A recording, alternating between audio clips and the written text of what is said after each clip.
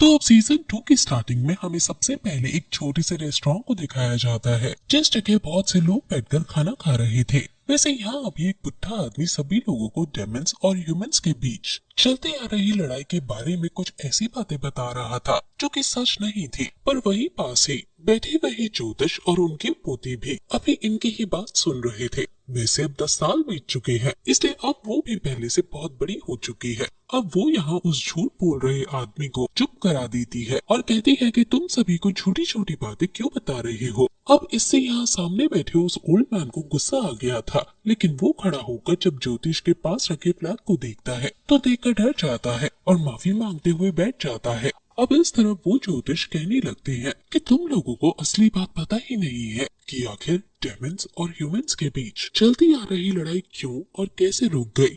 अब ये बात वहाँ पर बैठे और भी लोगों ने सुन ली थी। इस वजह से एक आदमी उत्सुकता में उनसे पूछता है कि क्या आप हमें भी बता सकते हो कि ये लड़ाई क्यों और कैसे रुक गई। इस पर ज्योतिष कहते हैं कि ये सारी बातें जाओ फेंग से जुड़ी हुई है। पहले वो जाओ फेंग के बारे में इंट्रोड्यूस कराते हैं। वो कहते हैं कि उसके पास एक ऐसा ट्रेजर था जिसके अंदर डार्क एनर्जी और डेमनिक ऑरा था। उस वेपन को खून की प्यासी छड़ी कहना गलत नहीं होगा। हालांकि एक दिन जाओ फेंग की मुलाकात डेमन सेंग की यंग मास्टर बाई यू से होती है, जिसके बाद सभी को ये राज पता चल चुका था कि जाओ फेंग के ट्रेजर के अंदर डेमनिक ऑरा है और अब इसी वजह से उन लोगों ने जाओ फेंग को सजा देने की प्लानिंग की थी। लेकिन बदकिस्मती से उस सेट का एक आदमी भी डेमन्स के साथ मिला हुआ था, जिस वजह से जब ये सारी चीजें हो रही थी उसी समय डेमन्स ने उनके ऊपर हमला कर दिया था। ऐसी सिचुएशन में जब सेट मास्टर को कुछ सही नहीं लगा तो उन्होंने सोचा कि क्यों ना जाओ फेंग को ही खत्म कर दिया जाए, जिससे ये ट्रेजर कभी यूज ही ना किया जा पाए। लेकिन अब जब वो अपनी तलवार का इस्तेमाल कर रही थी उसी दौरान बाई यू सामने आ गई, जिसकी वजह से वो अटैक उसे लग जाता है। अब तभी यहाँ वो आदमी ज्योतिष से पूछता है कि इस सब के बाद बाई यू का क्या हुआ। इस पर वो ज्योतिष कहती है कि अब जाओ फेंग की जान बच गई थी, लेकिन इस चीज में बाई यू ने अपनी जान गंवा दी थी। उसे बचाने का एक ही रास्ता है, लेकिन वो रास्ता लगभग नामुमकिन सा है। अब तभी वही आदमी पूछता है कि फिर उसके जाओ फेंग का क्या हुआ। अब जैसे ही वो इतना कहता है तो अचानक से वहाँ पर हवा चलने लगती है और हम देखते हैं कि अभी 10 साल बाद वाले जाओ फेंग भी नकाब पहने वहाँ बैठा हुआ था और इनकी ही बातें सुन रहा था। वैसे इसके बाद से अब असली कहानी शुरू होती है। हमें दिखाया जाता है कि नियान और उसके कुछ साथी अपने डेमन क्लैन के डिसाइपल्स के साथ अभी कुछ ह्यूमन डिसाइपल से फाइट कर रहे थे। ये फाइट लगभग बराबर की थी क्योंकि वहाँ पर दोनों के ही लोग मारे जा रहे थे। लेकिन तभी नियान अपनी डेमनाइट टेक्निक का इस्तेमाल करते हुए एक फॉर्मेशन क्रिएट करता है, पर उसी समय पर अचानक से कोई आकर सिर्फ अपने हाथ से ही उस टेक्निक को खत्म कर देता है, जिससे नियान की एक आंख भी फूट जाती है और नियान वहीं नीचे गिर जाता है। पर अब तभी हम देखते हैं कि वहाँ पर जाओ फेंग आता है और बहुत ही स्पीड में नियान के कई सारे डिसाइपल्स को एक साथ खत्म कर देता है। अब ये चीज देखकर वहाँ पर हर कोई बहुत हैरान लग रहा था। वैसे यहाँ अपने कई सारे साथियों को मरता हुआ देख डेमन क्लैन के कई सारे डिसाइपल सीधा आकर जाओ फेंग के सामने घुटने टेक देते हैं, जो देखने के बाद नियान और उसके साथी भी हार मान चुके थे। यहाँ पर नियान जिस ब्लड रिफाइनिंग सील को प्रोटेक्ट कर रहा था वो उसे निकालते हुए कहता है कि ये 800 साल से हमारे पास है, लेकिन अब ये तुम्हें देने के अलावा हमारे पास कोई और रास्ता नहीं है। वैसे अब तभी वहाँ पर खड़ा हुआ एक दूसरा आदमी नियान से कहता है कि मैंने अपनी पूरी लाइफ ब्लड रिफाइनिंग हॉल को दी थी, लेकिन मैं उन्हें धोखा नहीं दे सकता। वो कहता है कि हमें किसी भी कीमत पर इसे ये ट्रेजर नहीं देना चाहिए। अब ये सुनते हुए नियान उससे कहता है कि हम तो कुछ नहीं कर सकते, लेकिन क्या तुम कुछ कर सकते हो। अब यहाँ वो आदमी भी बहुत डरा हुआ था, लेकिन अभी नियान भी समझ रहा था कि सिचुएशन क्या है। इस वजह से अब वो उस सील को उसी आदमी को देते हुए कहता है कि अगर तुम इसे बचा सकते हो तो बचा लो। वैसे अभी वो आदमी डरते हुए वहाँ से पीछे हट जा रहा था।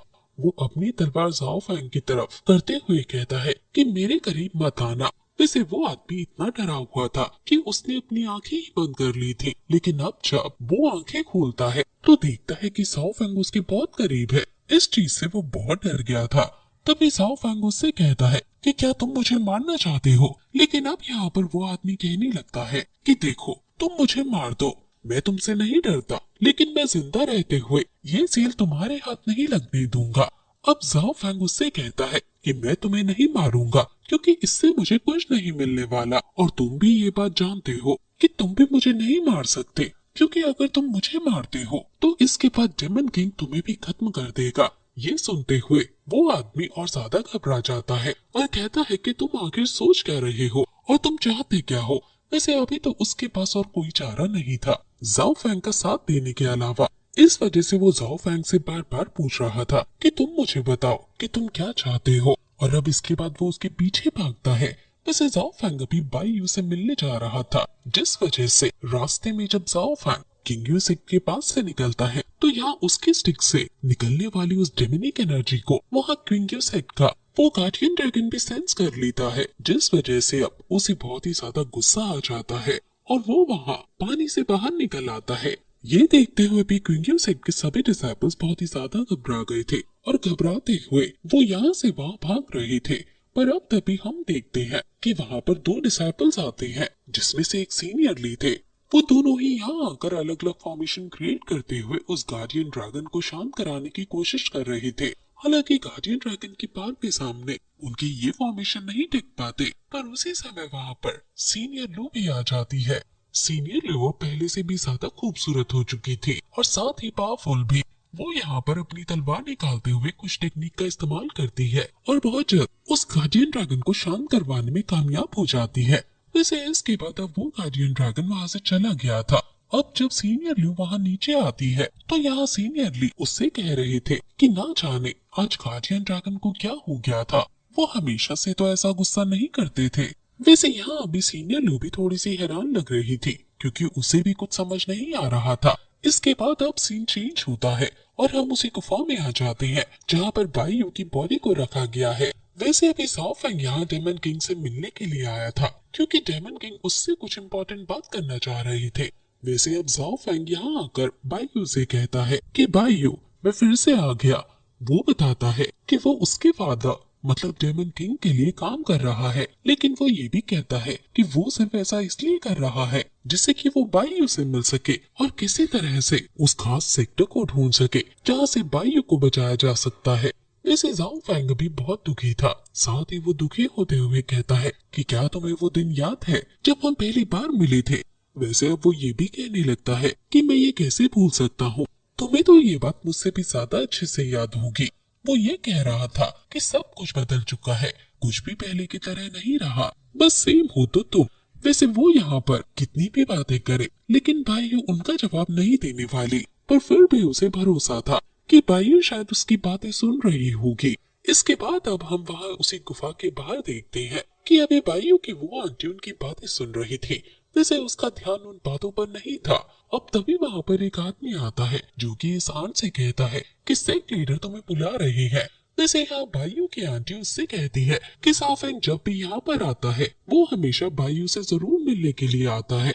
इस पर वो आदमी कहता है कि तुम्हें उस पर ज्यादा ध्यान नहीं देना चाहिए, भले ही वो बाईयू को पसंद करता है लेकिन सेक्ट लीडर भी उससे संभल कर बात करते हैं क्योंकि उनका भी यही मानना है कि अभी भी जाओ फैंग के अंदर डेमंस के खिलाफ हेट्रेड भरी हुई है।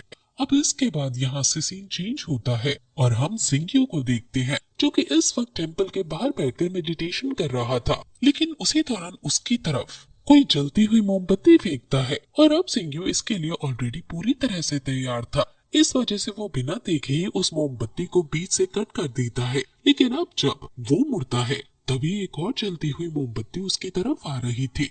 वो उस मोमबत्ती के भी कई सारे टुकड़े करते हुए वहाँ पर आसपास लगी हुई लैंटर्न को जला देता है। इसके बाद हम देखते हैं कि ये मोमबत्ती अभी उस टेम्पल के वो मॉन्क फेंक रहे थे। यहाँ सिंग्यू आगे आते हुए तुरंत ही अपना हाथ जोड़ लेता है। अब तभी वो ओल्ड मॉन्क उससे कहते हैं कि तुम तलवार चलाने में बहुत ही ज्यादा माहिर हो चुके हो, इसका मतलब अब मेरे पास तुम्हें सिखाने के लिए कुछ भी नहीं बचा है। वैसे वो ये भी कहते हैं कि मैं यहाँ तुम्हें ये बताने के लिए आया था कि मुझे खबर मिली है कि क्विंगियो सेक्टर में कुछ बड़ा होने वाला है, जिस वजह से अभी यंग जनरेशन के सभी डिसाइपल्स को वहाँ पर बुलाया जा रहा है। मेरे हिसाब से तुम्हें भी वही जाना चाहिए। अब यहाँ ओल्ड मॉन्क को छोड़कर जाने की बात से जिंगियो थोड़ा सा उदास हो गया था, पर इस पर ओल्ड मैन जोर जोर से हंसते हुए कहते हैं कि तुम बेमतलब का ऐसा चेहरा क्यों बना रहे हो, वैसे अब जिंग्यू तुरंत ही अपने घुटनों पर आता है और उनसे कहता है कि आपने मुझे बहुत कुछ सिखाया है, इसके लिए मैं आपको प्रॉमिस करता हूँ कि मेरी तलवार जब भी उठेगी किसी डेमन को खत्म करने के लिए ही उठेगी। आपने मुझे जो भी कुछ सिखाया और समझाया है उसके लिए आपका बहुत बहुत शुक्रिया। और अब इतना कहते हुए अब जिंग्यू वहाँ से चला जाता है। वैसे अब हम देखते हैं कि अब वो ओल्ड मॉन्क फिर से वहाँ मोमबत्ती जला रहे थे, लेकिन उसी समय वहाँ पर क्विंग्यू सेक्टर के लीडर आते हैं। अभी ओल्ड मॉन्क उनसे कह रहे थे कि मरने से पहले मेरी इच्छा पूरी करने के लिए मुझे आपको थैंक यू कहना चाहिए। इस पर सेक्टर लीडर कहते हैं कि आपको थैंक यू कहने की कोई जरूरत नहीं। 10 साल पहले मुझसे एक बहुत बड़ी गलती हुई थी जिसे भुला पाना मेरे लिए नामुमकिन है। वैसे अभी ओल्ड मॉन्क थैंक यू इसलिए कहना चाह रहे थे क्योंकि 10 साल पहले उन्होंने सेक्ट लीडर से जिंग्यू को 10 साल अपने साथ रखने की परमिशन मांगी थी, जिस पर सेक्टर लीडर ने हाँ कर दी थी। जिसके बाद 10 साल से जिंग्यू ओल्ड मॉन्क के साथ ही उसी टेम्पल में रह रहा है। वैसे अब इसके बाद हम डेमन सेक्ट के लीडर मतलब डेमन किंग को देखते हैं। यहाँ डेमन किंग ने अभी जाओ फैंग को अपने पास बुलाया हुआ था ये बात बताने के लिए कि शायद क्विंग्यू सेक्ट को किसी खास ट्रेजर के बारे में पता चला है जो कि वेस्टर्न स्वैम्प के आसपास है, और इसी वजह से वो वहाँ के लिए टीम बनाकर निकलने वाले हैं। डेमन किंग का सोचना था कि वो भी अपने लोगों को मिलाकर उन इंसानों पर हमला कर दे, लेकिन अब यहाँ पर जाओ फैंग कहता है कि हमें भी अभी हमला नहीं करना चाहिए। जाओ फैंग के हिसाब से शन फैंग वाले जरूर किसी दूसरे सेक्ट के साथ भी हाथ मिलाएंगे, इसलिए हमें बस उस समय का इंतजार करना है क्योंकि अभी तो हमें पता भी नहीं है कि हमारी लड़ाई किससे होगी। अब ये सुनकर डेमन किंग हैरान था। एक तरफ से देखा जाए तो जाओ फैंग ने उसकी बात काटी है। वो कहता है कि कमाल है, तुम बिल्कुल वैसे ही सोचते हो जैसे मैं सोच रहा होता हूँ। इस पर जाओ फैंग कहता है कि मैं पिछले 10 साल से आपके साथ हूँ और इस दौरान मैंने आपसे कई सारी चीजें सीखी हैं और वैसे भी आप बहुत सोच समझ कर डिसीजन लेते हो। अब इस पर डेमन किंग कहने लगता है कि कमाल है कि 10 साल में तुम्हारी सोच बिल्कुल मेरी तरह ही हो गई है। वैसे इसके बाद अब डेमन एम्परर वहाँ नीचे की तरफ आते हुए जाओ फैंग को एक लेटर देता है और कहता है कि मैंने कुछ लोगों से बात की है, वो तुम्हारी बात मानेंगे और तुम्हारा साथ देंगे, इसलिए मेरे हिसाब से अब तुम्हें वहाँ से निकल जाना चाहिए। वैसे अब शायद ये वही जगह है जहाँ पर वो ट्रेजर है। अब जाओ फैंग तुरंत ही उस लेटर को ले लेता है और वहाँ से जाने लगता है, लेकिन उसी दौरान डेमन किंग उसे रोकते हुए कहते हैं कि तुम इतने समय से हमारे साथ रह रहे हो लेकिन फिर भी तुम हमें डेमन्स ही मानते हो। इस पर जाओ फैंग कहता है कि मैं 10 साल से यहाँ पर रह रहा हूँ, मैंने कई लोगों को मरते हुए देखा है और रोज रोज खून खराबा भी होते देखा है।